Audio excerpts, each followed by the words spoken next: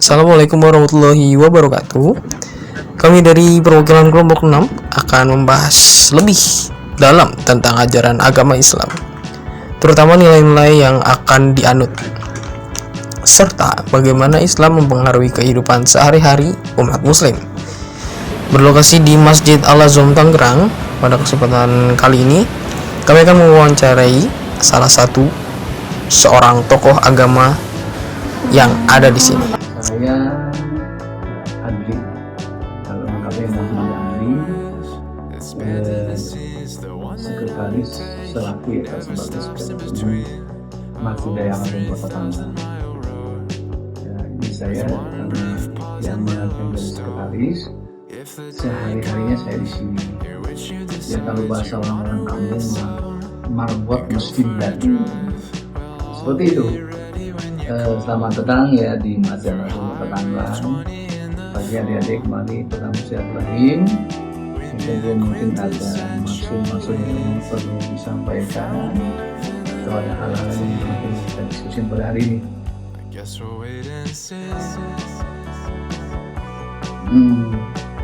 Kalau konsep ketuhanan itu jelas itu dalam surah Al-Ikhlas.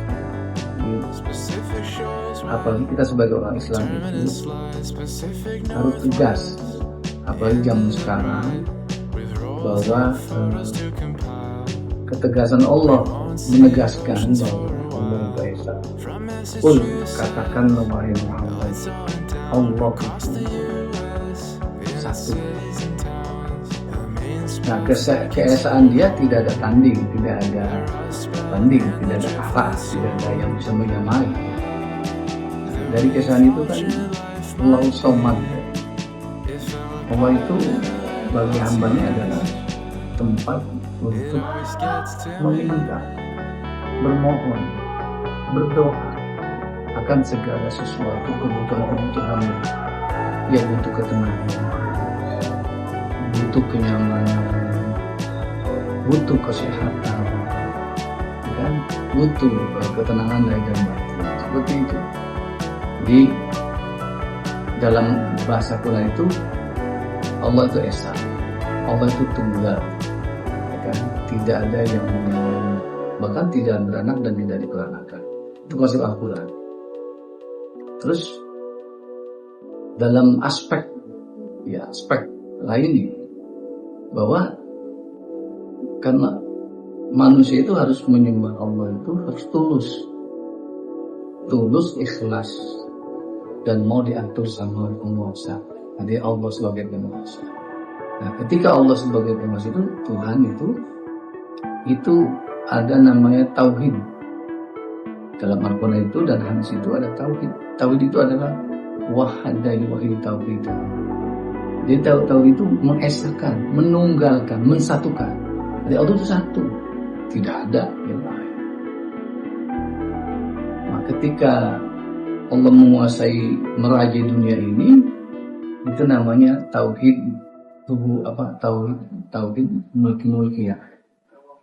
Bahwa Allah itu Esa dan Allah menguasai dunia. Nanti Allah akan menguasai pada hari kiamat.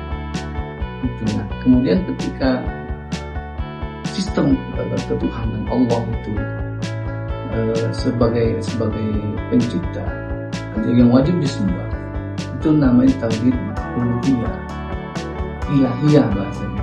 Di ilahiyah itu ya kan ada bahasa la ilaha illallah, tidak ada ilah Tuhan illallah kecuali dengan kemudian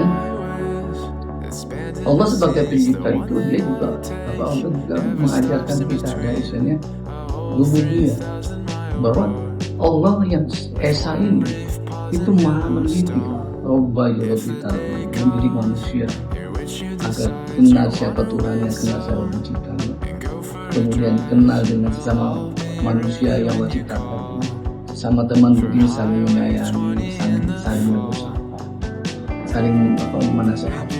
Itu konsep Tuhan, konsep Allah. Jadi Allah itu kita harus tegaskan kami menjadi berhubungan dengan kawan-kawan yang muslimah itu. Kamu tampilkan inilah Tuhan saya mengajarkan saya berjihad, berpakaian sopan, tidak ngepet, tidak ketat. Inilah Allah itu mengajarkan manusia selamat dunia akhirat. Seperti itu.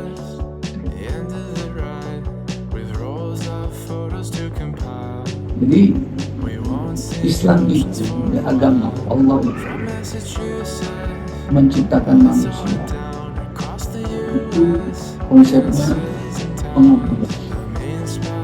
Nah, dia berangkat dari sebuah kepercayaan dari kepada Allah. Dia beriman, kemudian dia dipuji dengan selamat. Bagaimana? Allah tegaskan Wa khalaqul jinna wal insa illa liya'budun. Surat 51 ayat 50. Jadi Allah menegaskan sebagai pencipta manusia, saya gitu, aku tidak menciptakan jin dan manusia. Ada jin dan manusia. Karena jin itu ada yang Islam, ada yang tidak. Aku tidak akan menciptakan manusia kecuali untuk satu, yang berbakti, taat, mau mengikuti apa yang Allah kata, mau mengikuti apa yang Allah perintahkan, mau mengikuti apa yang mau meninggalkan yang Allah. Jadi Islam itu, makanya kan agama Islam, selamat, tenang, rukun. Jadi tidak ada tujuan lain. Allah ciptakan manusia untuk mengabdi kepada Allah. Taat ya, saatnya sholat ya sholat, saatnya puasa ya puasa. Nah kemudian dia berbakti juga kepada orang tua. Jadi orang tua itu nomor 2 setelah Allah. Karena ada ayat wa qadara rabbuka alla wa bil walidaini ihsana. Jadi Allah itu mengamankan kepada kita. Aku mewasiatkan kepada manusia agar berbakti kepada hanya taat kepada yang lain. Wabil wali sana, dan berbuat baik, taat, patuh, sopan, hormat pada orang tua. Jadi lengkap. Allah memerintahkan seorang anak itu patuh sama Allah, kita patuh. Wabil wali sana, dan berbuat baik kamu kepada dan orang tua itu suatu waktu kan akan tua. Mungkin bapak kita yang lebih tua duluan atau kita. Jika salah satu lebih tua kata bapak itu pada saat dia tua renta itu harus dipatuhi apa yang dia larang, apa yang diperintahkan ikuti, yang tidak tinggal. Atau dua-duanya tepat. Kalau orang tua sudah tua itu apa namanya sensitif, ya kan? Kenapa? Kadang-kadang dia berbalik kayak anak kecil kan? Pada posisi seperti itu apa ketaatan, apa bakti kepada orang tua yang apa dan yang paling suka membentak, ya? Ngomong cis aja nggak boleh. Walau takut lau makufin dan kamu seorang anak yang kalau cis mau, itu kan? Bahkan apa kata Allah? Di depan itu warna tidak buat kamu sebetulnya dengan kita taat, dengan kita tidak mudah, dengan kita dalam bahasa hadis kalau dari durhaka bahwa itu dengan. Nah, tidak sekedar itu, ingatan bakti kita kepada Allah itu ya ingatan bisa, ya kan? Kalau di rumah ada samyong, kucing, nasi, sisa-sisa makanan, ikan dan masih ada daging, jangan tulangnya doang. Kemudian dengan pohonan, boleh terus semuanya, berisilah, ya, itu namanya Islam itu rahmatan lil alamin. Islam itu rahmat, kebaikan, kesenangan, ketenangan bagi makhluk yang ada di dunia. Ada sedang kuliah ini itu ada bukti sebagai iman pada Allah. Belajar itu nggak juga, belajar itu pinta Allah, ya, pinta Rasulullah, itu ulama, ya apapun urusan itu ada kan bukti pada Allah. Islam itu tentang kebutuhan manusia. Jadi pesan saya, Anda menjadi ini berdua jangan menjadi contoh Muslim, karena Rasulullah itu berhasil dalam dakwah itu. Rasulullah bahasa dalam mulut, ada orang salah tidak dapat salah dan langsung dari itu. Ya.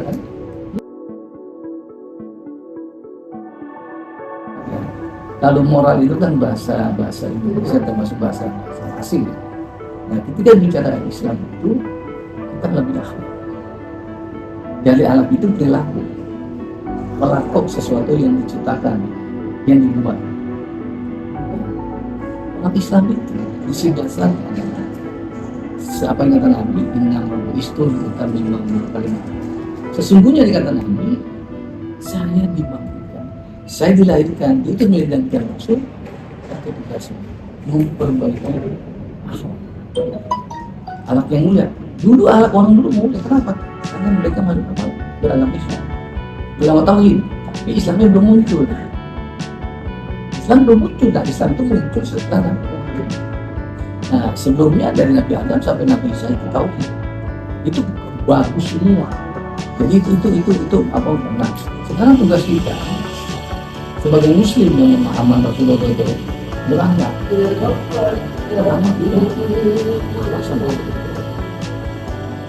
anak itu kan karakter baik, perilaku yang baik, sikap yang baik. Apa dasarnya? 2 hadis, 3 kekuatan Islam.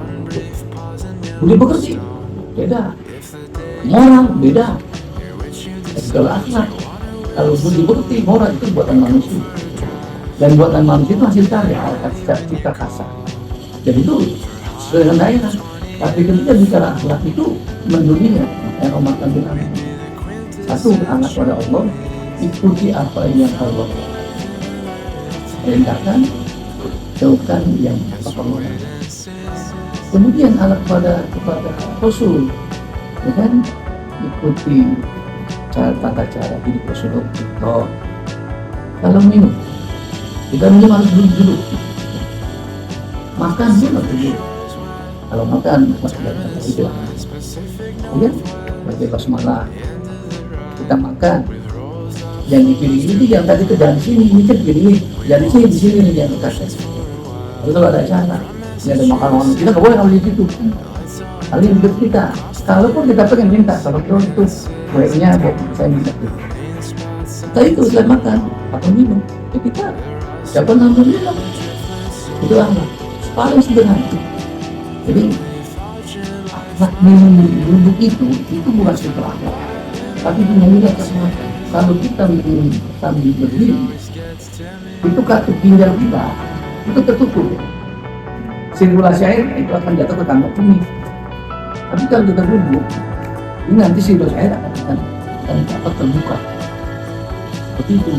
Kemudian ahlak kepada sesama manusia, tidak boleh membangkang, tidak boleh menyakiti, tidak boleh merendahkan, tidak boleh menghina, tidak boleh mengambil.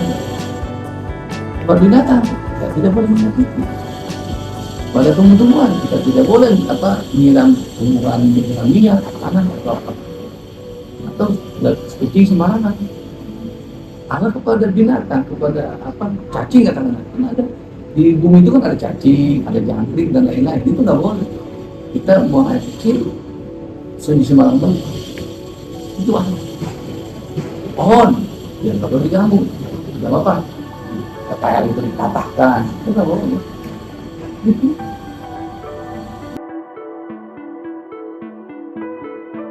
Allah itu tidak pernah menciptakan kejahatan,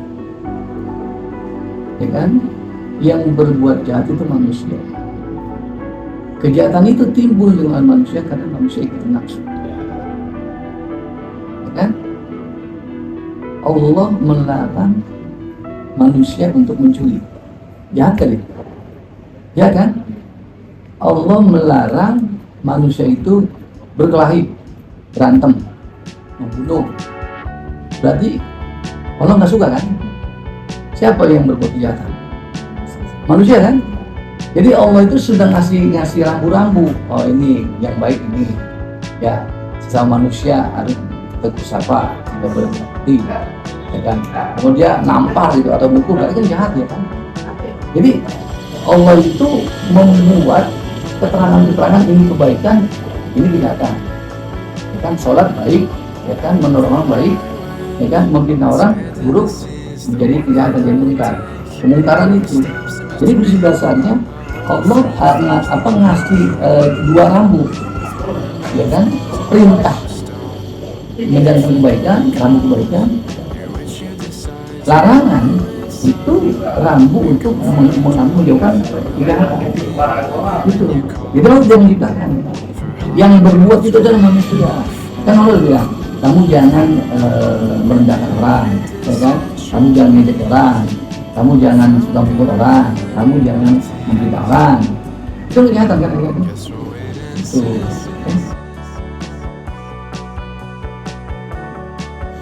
Jadi hidup ini ada ajar. Ajar itu adalah batas umur, batas hidup seorang. Ya, umur kita nggak tahu. Semua urusan Allah. Nah, hidup ini itu sudah ada perjanjian. Amalia Tesa. Nah, saat saya Amalia Tesa umur 4 bulan dalam rahim ibu kita, 120 hari dalam kandungan kita sudah berjanji.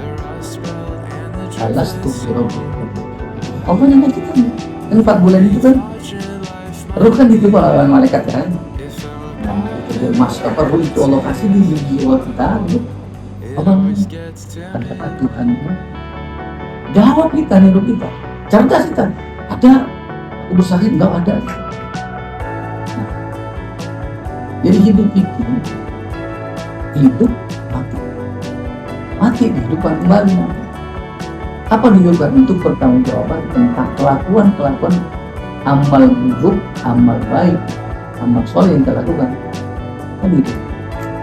Kematian itu adalah batas dari sebuah kehidupan yang memang nanti di dalam kubur itu kena ada siksa. Orang banyak nggak percaya kan, benar ada siksa kubur, ya kan? Nanti perhitungan aja adalah yaumul mahsyar, yaumul mizan, hari perhitungan, hari pertanggungjawaban. Bahwa tak ada orang yang tidak percaya dengan yang mibas, hikmah kita. Silakan nggak apa-apa.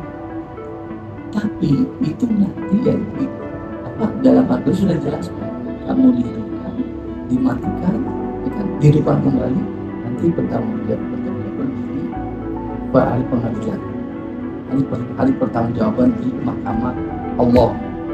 Nah, lalu bagaimana sebelum nanti dibangkitkan selama dalam kubur?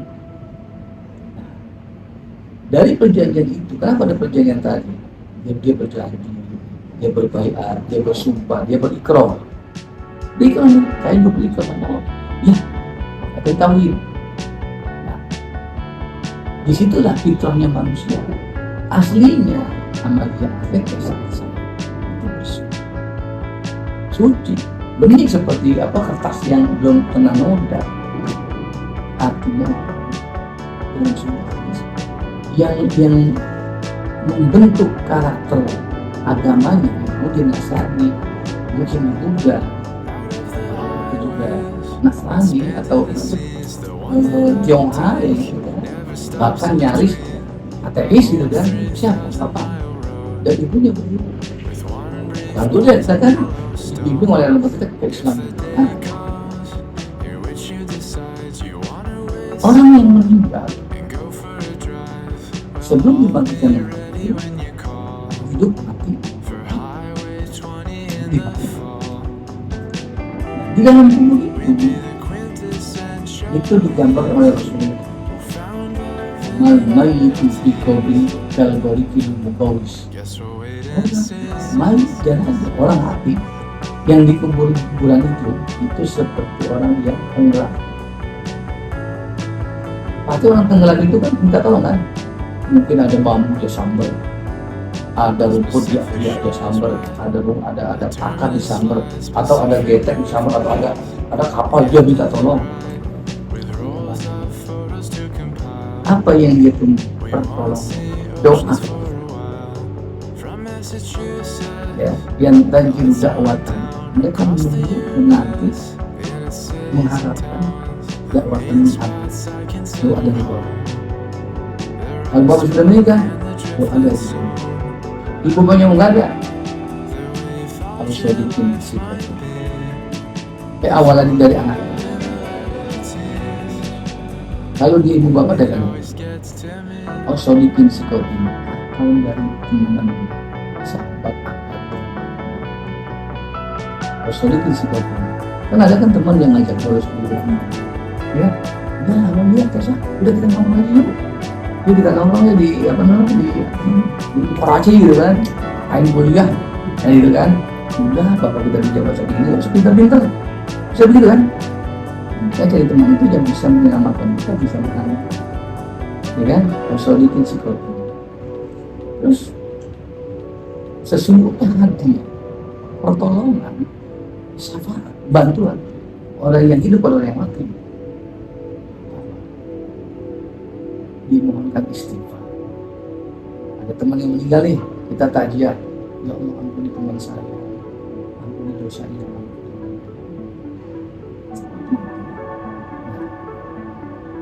makanya kalau ada tahlilan kan, istighfar banyak-banyak suka dengar kan orang tanya kan, tahlilan dia baca Yasin, dia baca Fatihah, Al-Ikhlas, terus ayat kursi, dia baca Hailalah, dia baca surat itu hadiah untuk mereka. Dia lagi membutuh, lagi nunggu kan begini. Ketika mayat sudah dikubur, keluarganya pulang, mobil yang mau pulang, teman yang dekat pulang, istri yang cantik pulang, atau suami yang datang pulang. Mati itu adalah sebuah pemisahan badan dan ruh.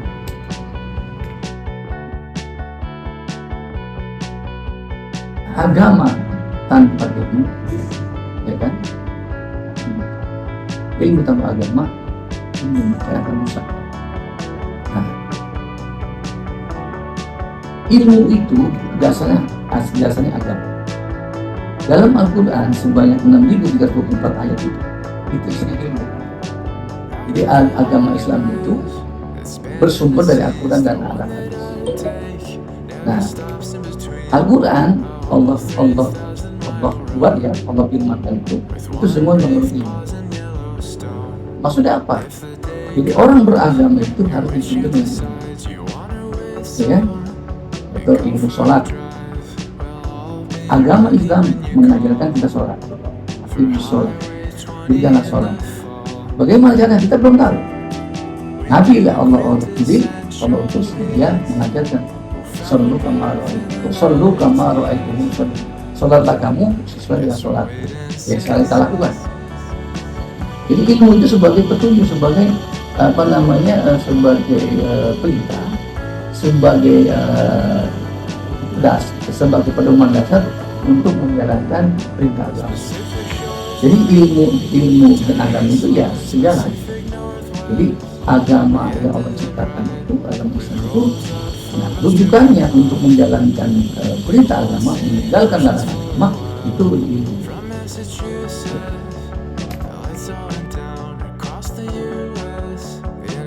Jadi dialog agama itu penting. Dialog pemimpin agama penting. Dialog pemuka agama, pemeluk agama penting. Tapi ingat bahwa Islam 15 abad yang lalu sudah memberikan pedoman tentang toleransi. Ya kan, lakum dinukum boleh. Dialog, hubungan baik, muamalah untuk pada semua agama dibolehkan. Tapi begitu prinsip akidah masing-masing. Nah, Islam sudah membuat peta dasar. Ketika kami menjalankan agama konsisten, tapi tidak akan mengganggu. Ketika kita berpikir Anda, itu jangan mengganggu. Nah, yang paling penting itu tidak boleh dicampur adukkan, ya, antara kebatilan dengan kebenaran. Kenapa itu harus dilakukan? Makanya Islam ini konsepnya Islam itu adalah rahmatan lil alamin. Islam adalah agama rahmah, agama kebaikan, kesenangan, ketenangan, kesamaan bagi penduduk dunia. Kalaupun dia lahir dari seorang wanita yang tidak beragama, itu anaknya susah, anaknya Islam. Karena dia kan berjanji, betul, di bawah darah. Hingga pun anak yang lain dari hasil perjalanan, yang haram itu bukan anaknya, bapak yang menikahkan berzina. Artinya bahwa Islam itu toleransi sangat tinggi, ya kan? Bagaimana Nabi dulu kan waktu di Mekah itu, Yahudi ibadah silakan, Nasoro silakan. Apa Nabi mengajarkan berikutnya, mengajar kita mengajar.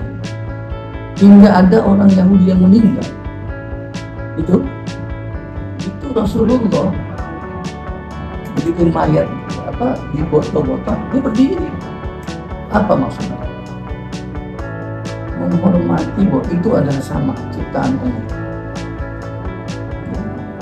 Ya, tidak ada Islam Muslim, tidak ada yang ada Islam rahmat, dan tidak ada moderasi beragama, tidak ada moderasi agama bisa beragama, tidak kaku, tidak kasar. Artinya Islam itu melindungi semua perbuatan. Bisa kita katakan itu teman-teman seperti itu mereka Islam dari dasar, karena bapak Islam mereka dibentuk oleh budaya, oleh adat istiadat. Kalau ditanya gitu, dia mengakui ada di sana yang mendasar. Siapa Allah? Cuman mereka apa? Kayak ilmuwan barat, kayak Thomas Edison. Kenapa dia bisa dilakukan? Imun dari Allah. Allah kasih dia kelebihan. Siapa yang menggunakan lampu? Manusia kan? Ya ini sebetulnya Thomas Alva Edison. Kalau dia nggak mau, dia ngaku. Banyak cendekiawan barat mengakui dia sudah tidak mengatakan. Dia ngaku bahwa di sana ada sesuatu yang mengasihi, itu Allah. Karena bapak ibu teman-teman mainnya itu ya Solo, Kristen, Katolik, akan dia pakai ini, atau dia dia ngaku. Ada kasih dia ngaku. Hingga sekarang bagaimana kita menjaga tampilkan bahwa kita bisa musliman yang takut agama. Apapun teman-teman kalian lakukan, dan jangan pernah bingung agama. Tampilkan saya umat Islam. Allah ajarkan saya umat tidak benar. Yang terakhir al-muslimuna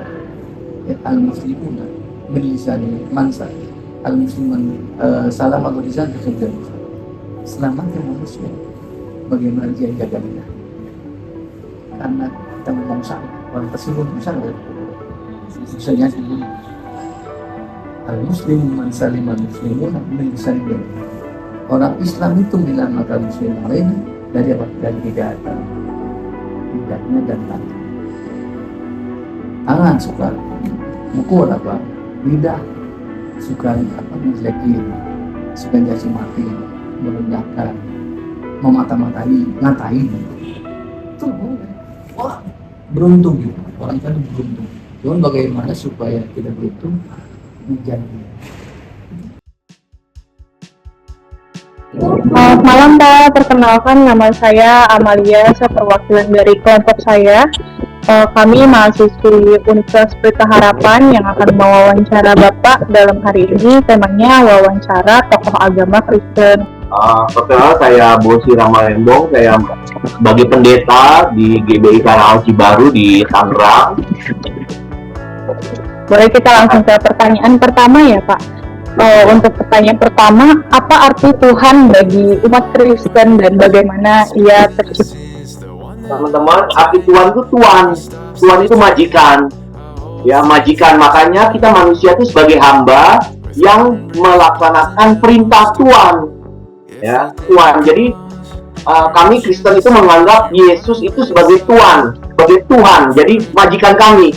Jadi apa yang Tuhan kami perintahkan, kami harus jalankan. Seperti itu. Seperti itu ya. Itu bagi kami Tuhan itu Tuhan, dan nama Tuhan kami itu Yesus Kristus. Mengenai selanjutnya bagaimana ia tercipta, nah ini berarti apa? Artinya Pak, kita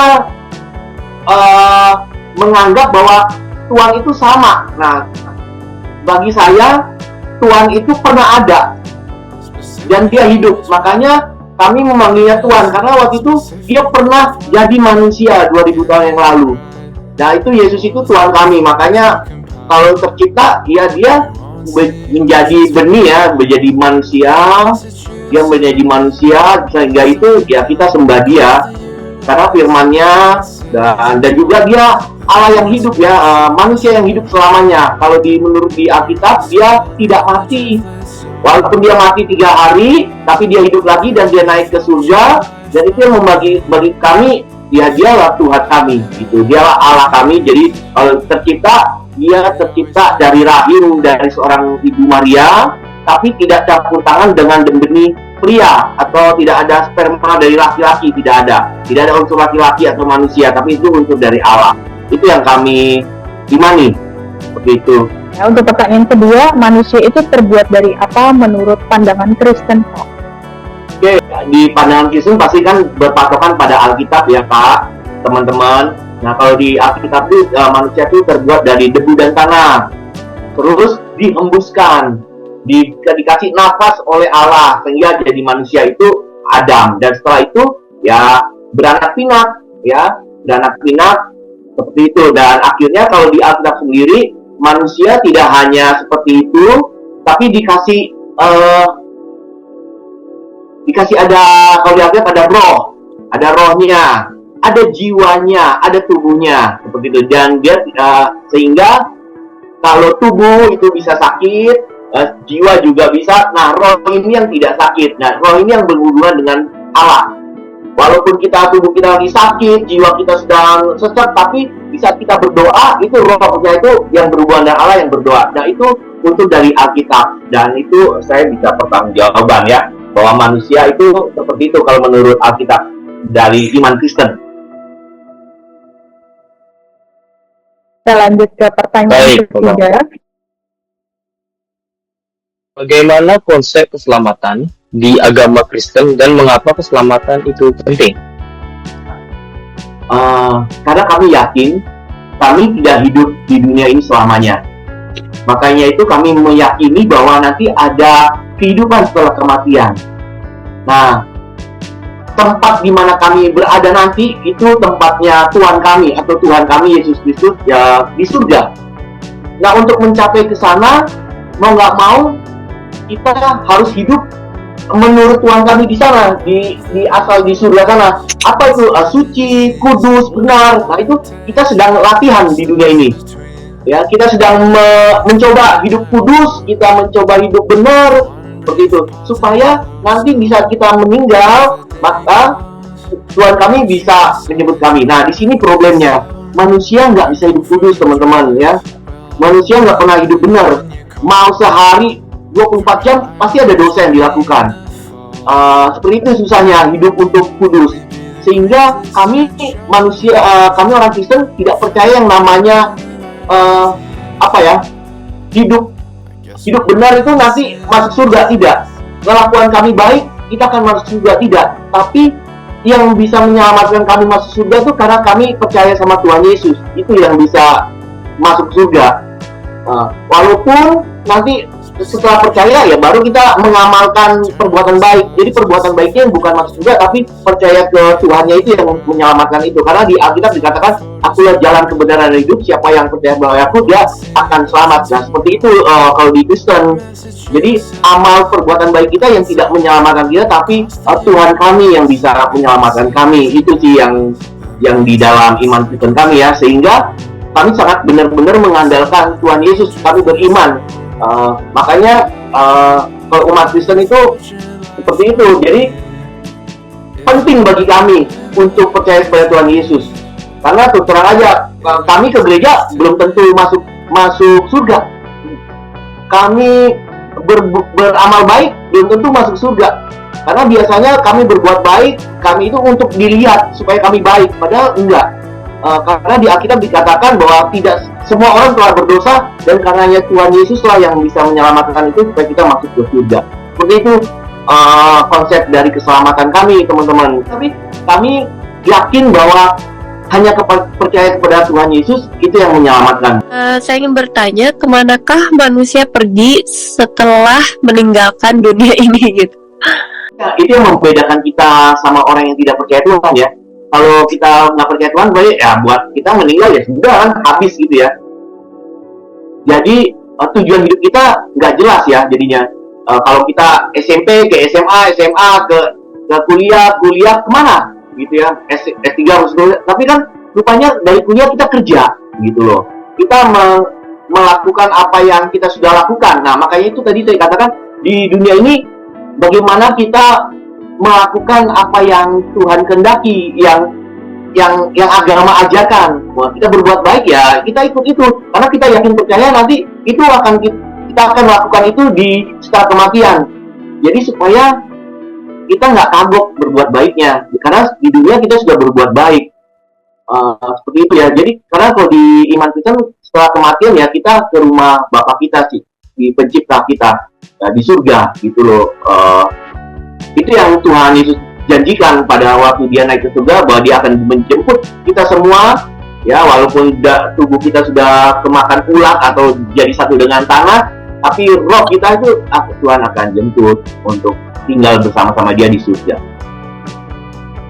Kalau dari cerita Bapak kan masuk surga karena anugerah ya Pak ya, karena iman percaya. Terus bagaimana nih prinsip-prinsip agama Kristen dalam membentuk karakter individu yang bertanggung jawab dalam masyarakat? Karena kan bisa jadi, oh saya kan nggak perlu berbuat baik, orang saya udah diselamatkan. Terima kasih pertanyaannya ya, sangat kritis bagi saya. Makanya itu di karakter di Kristen itu ada dua hukum, ada dua hukum. Yang pertama, kasihilah Tuhan Allahmu.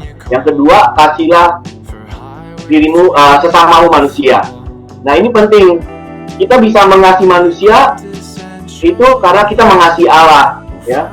Maka dari itu kasih kita kepada Allah harus lebih besar daripada kita mengasihi orang tua kita, anak kita, kakak kita sebenarnya. Nah, ini karakter yang penting ya, kasih. Nah kasih ini apa? Ya kalau kita baca di Alkitab, kasih itu lemah lembut, panjang sabar, tidak sombong, murah hati, memaafkan. Nah karakter-karakter seperti ini yang kita terapkan. Karakter-karakter yang membentuk itu membuat kami juga harus minta pimpinan Roh Kudus ya. Bagaimana konsep iman dalam Kristen dan bagaimana kita bisa memahami hubungan antara ilmu pengetahuan dengan Kristen itu sendiri. Itu kalau yang saya imani, walaupun banyak agama-agama lain juga, Kristen lain juga, iman Kristen itu iman karena diberi oleh Tuhan. Jadi ada ayatnya, sebab kasih karunia kamu diselamatkan oleh iman, bukan hasil usahamu tapi pemberian Allah. Jadi di saat saya beriman kepada Tuhan Yesus, itu karena saya diberi gitu loh, diberi pengertian, diberi pemahaman, diberi hati yang mau menerima ajaran Kristen. Nah itu karena saya sudah dipilih, itu iman saya ya kepada Tuhan. Jadi saya bisa percaya kepada Tuhan Yesus yang notabene manusia, yang katanya disalib, katanya Tuhan kok tidak melawan, kok begini gitu. Nah itu kalau saya nggak tidak dipilih oleh Tuhan, mungkin saya sudah goyah ya pemahaman saya dengan iman Kristen, gitu loh. Mungkin saya juga akan bertanya, apakah benar Alkitab ini diilhamkan oleh Allah? Kan begitu ya pertanyaan-pertanyaan. Tapi itulah bagaimana Allah bekerja, Tuhan Yesus bekerja dalam diri kami, umat Kristen, bahwa iman itu timbul dari pendengaran firman Tuhan, dan firman Tuhan itu yang hidup di dalam hidup kami. Selanjutnya akan saya jawab mengenai tentang sains. Nah, kalau Alkitab ini kan ditulisnya 2000 tahun yang lalu ya.